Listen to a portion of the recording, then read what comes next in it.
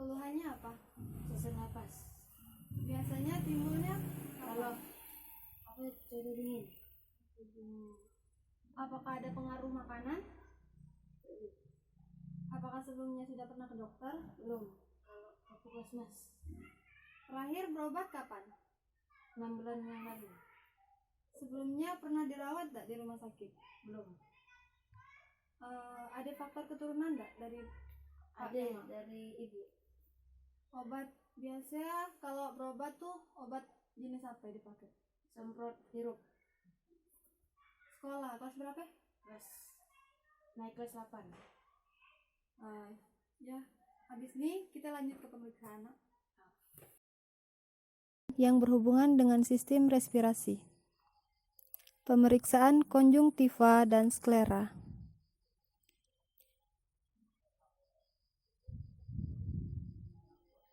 Melihat muka apakah ada edem. Melihat bibir dan kulit apakah ada sianosis. Memeriksa kelenjar getah bening pada leher, supraklavikula dan infraklavikula.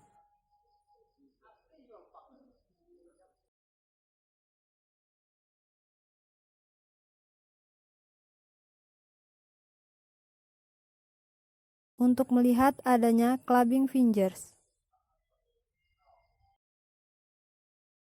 Pengamatan yang dilakukan pada pasien. Inspeksi dapat dilakukan pada keadaan statis dan keadaan dinamis. Inspeksi dalam keadaan statis dimulai dengan mengetahui dan memahami anatomi dada. Pertama, tentukan bentuk dada, diameter antero-posterior dan lateral. Seterusnya, lihat apakah bentuknya simetris atau tidak. Bentuk dada yang asimetris dapat disebabkan oleh kelainan pada struktur tulang atau isi rongga dada. Perhatikan apakah sela iga sama antara sisi kanan dan sisi kiri. Kita juga harus melihat adanya kelainan bentuk dada yang bisa ditemukan, seperti BJJ, flannel jazz, flat jazz, barrel jazz, flata flattening, atau unilateral prominence. Selain itu, kita juga melihat kelainan di dinding dada. Apakah terdapat tumor, sikotrit atau parut, atau venektasi.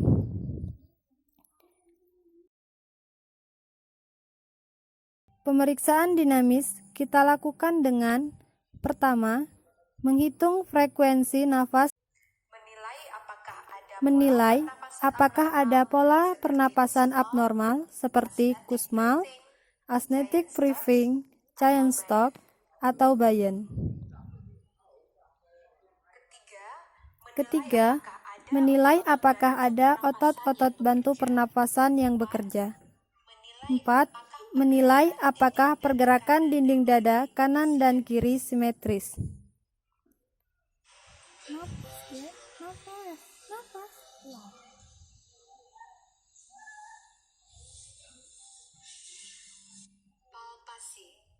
Palpasi.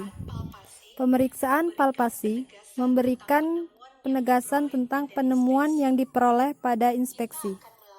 Kita akan melakukan palpasi pada trakea. Palpasi untuk menilai pada waktu inspirasi, trakea akan tertarik ke bawah. Nilai apakah ada degirasi trakea.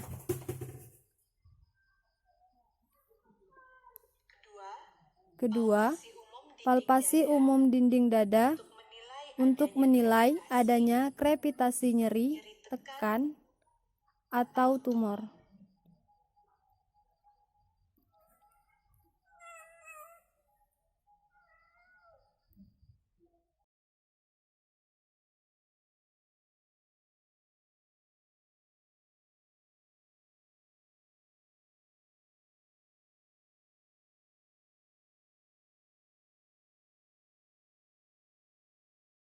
Ketiga, palpasi dada pada keadaan dinamis. Untuk menilai apakah ada pengembangan dinding dada sama kiri dan kanan.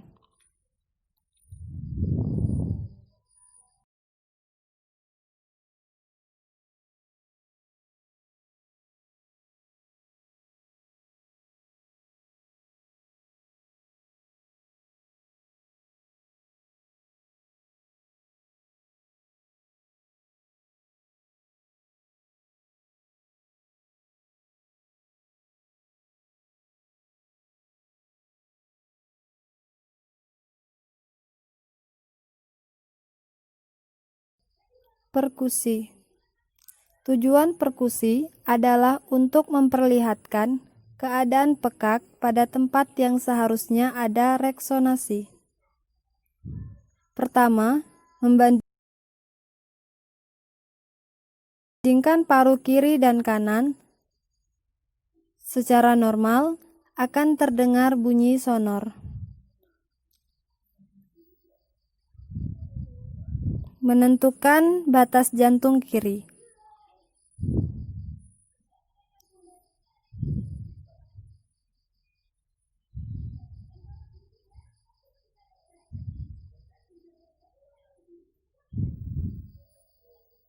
Menentukan batas jantung atas.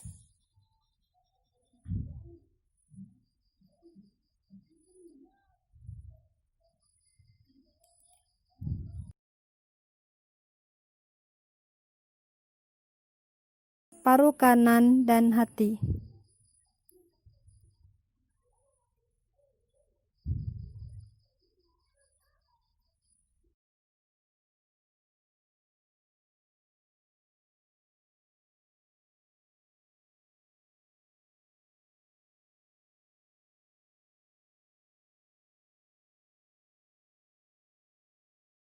Pada daerah trakeal, di mana durasi inspirasi sama dengan ekspirasi, dengan intensitas sangat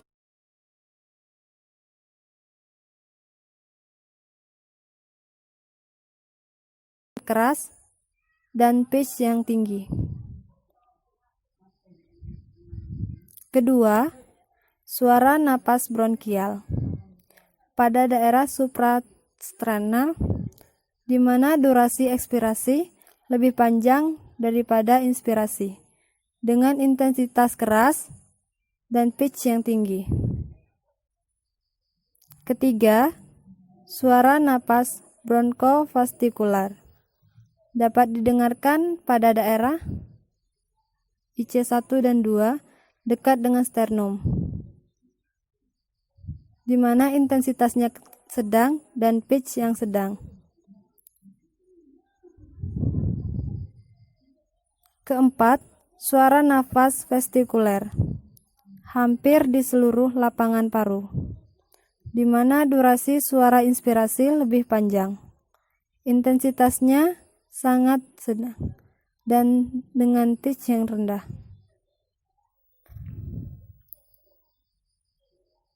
Suara nafas bronkial dan bronkofastikular apabila ditemukan selain pada posisi di atas akan memberi petunjuk adanya proses patologis. Selain itu, kita juga mendengarkan adanya bunyi suara napas tambahan, yaitu ronki, wheezing, stridor, friction rough, bronchophony.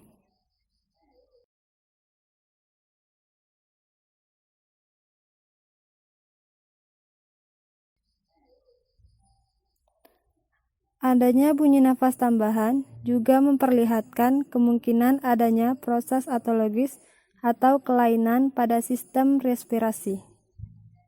Paru bagian belakang. Pemeriksaan paru bagian belakang atau umunggung dapat dilakukan pada posisi pasien duduk membelakangi pemeriksa. Pemeriksaan yang dilakukan sama, yaitu inspeksi, palpasi, perkusi, dan auskultasi.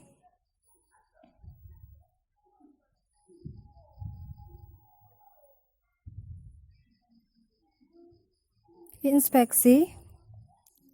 Lakukan inspeksi dalam keadaan statis. Perhatikan apakah ada kelainan bentuk punggung seperti gibus, skoliosis, atau kifosis. Bandingkan sisi kanan dan kiri.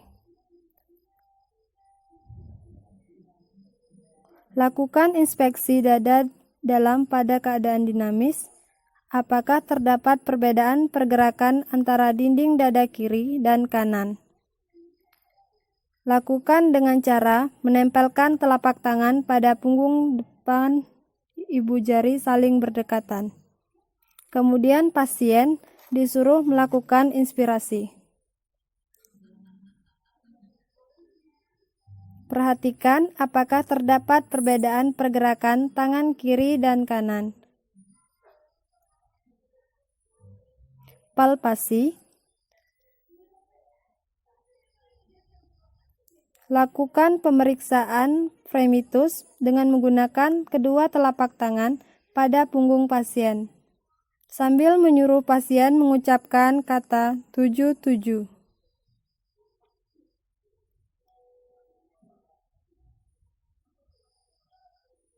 Dilakukan mulai dari atas melalui garis spatula sampai pinggir bawah iga.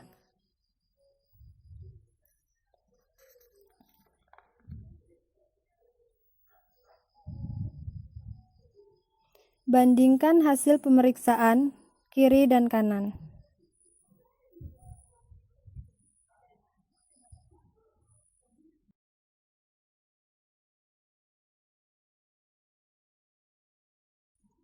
Tentukan batas paru diafragma kiri dan kanan melalui garis skapula, mulai dari bagian bawah skapula sampai pinggir bawah iga.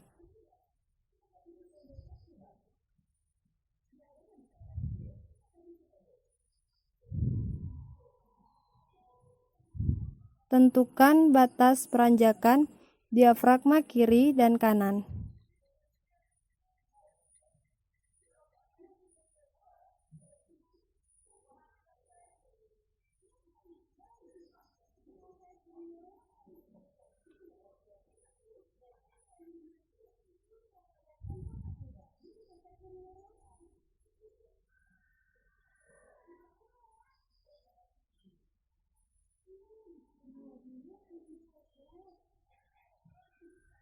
Auskultasi.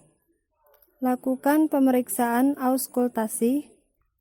Pada kondisi normal, bunyi bronkostikuler didengarkan di daerah interspakula, dan bunyi vesikuler dapat didengar pada seluruh lapangan paru.